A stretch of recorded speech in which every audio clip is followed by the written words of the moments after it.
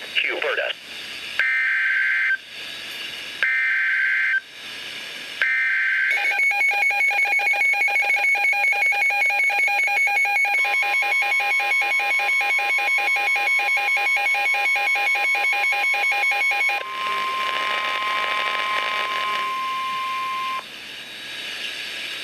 The National Weather Service in Milwaukee has issued a severe thunderstorm warning for eastern Lafayette County and south central Wisconsin until 2:45 p.m. At 1:56 p.m., a severe thunderstorm was located near Darlington, moving east at 25 miles an hour.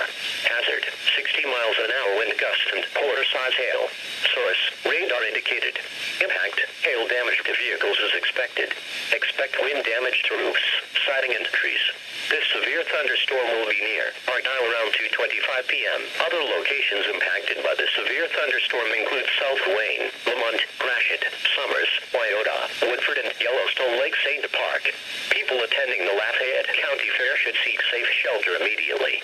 For your protection, move to an interior room on the lowest floor of a building. A tornado watch remains in effect until 10 p.m. for South Central Wisconsin.